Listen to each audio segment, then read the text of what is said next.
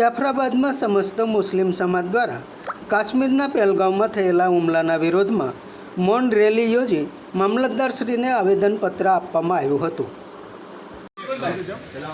આજ રોજ અમે લોકો મૌન રેલી કાઢી મામલતદાર ઓફિસે સમસ્ત મુસ્લિમ સમાજ દ્વારા શાંત મૌન રેલી કાઢી વહીવટી સંસ્થા મુસ્લિમ સમાજ જાફરાબાદ અને જુમ્મા મસ્જિદ ટ્રસ્ટ જાફરા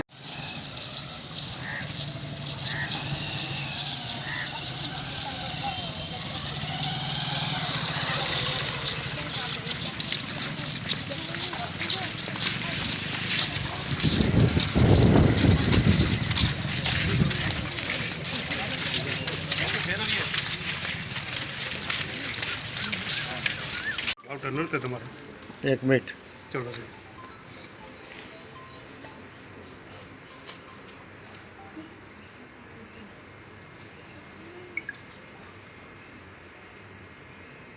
આતંકી હુમલાની આતંકી હિંસાની ઘટના થયેલ જે દેશના શાંતિપ્રિયના નાગરિકો માટે ખૂબ જ દુઃખદાયક અને ચિંતાજનક બાબત છે. આ હિંસામાં હિન્દુ તથા મુસ્લિમ લોકો એ જીવ ગુમાવ્યા તેને અમો સખત શબ્દોમાં વખોડીએ છીએ. ભગવાન મૃતકના આત્માને શાંતિ આપે અને તેમના પરિવારને સબર કરવાની તાકાત આપે. અમો જાફરાબાદ સમસ્ત મુસ્લિમ સમાજ તથા જુમ્મા મસ્જિદ જાફરાબાદ સમસ્ત મુસ્લિમ સમાજ દ્વારા મૌન રેલીનું આયોજન કરવામાં આવેલ છે અને મૌન રેલી કાઢી અને આવેદનપત્રક મામલતદારશ્રીને પાઠવેલ છે અને જમ્મુ કાશ્મીરના પહેલગામમાં થયેલ આતંકી હુમલાના વિરોધના અંદર મૌન રેલી કાઢી જાફરાબાદ મુસ્લિમ સમાજે માંગ કરેલ છે કે આતંકવાદીઓને આવી ઘટનાને વખોડી કાઢેલ છે અને સખતમાં સખત સજા થાય અને ફાંસીની સજા થાય એવી જાફરાબાદ મુસ્લિમ સમાજની માંગ છે.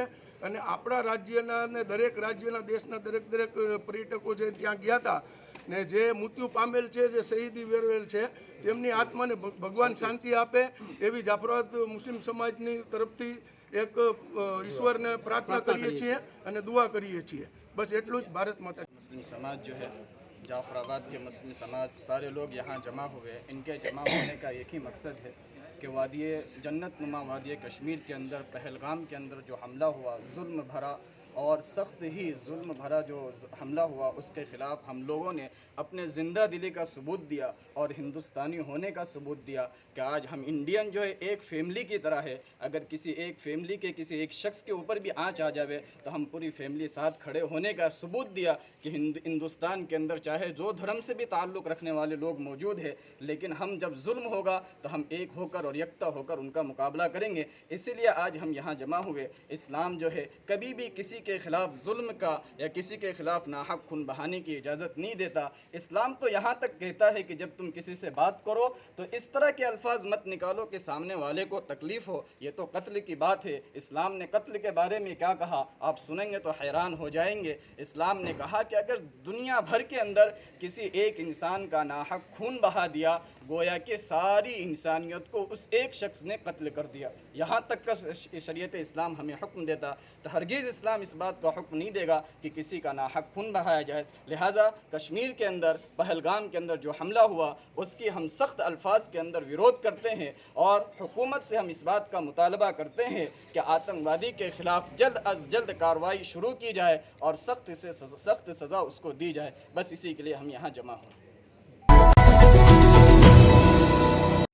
સમાજ માટે સત્યપૂર્ણ સમાચાર પ્રસારણ આપના મોબાઈલ પર તરત જ લાઈક કરો, શેર કરો અને સબસ્ક્રાઇબ પણ કરો. અને હા, ઘંટડી વગાડવાનું ન ભૂલશો. આભાર. સમાજ માટે સત્ય સાથે સત્યપૂર્ણ અહેવાલ, સમાચાર તથા જાહેરાત પ્રસારિત કરવા સંપર્ક સાધો. સત્યપૂર્ણ સમાચાર પ્રસારણ, લબ્ધી કોમ્પ્લેક્સ, તાલુકા પંચાયત સામે, સિહોર.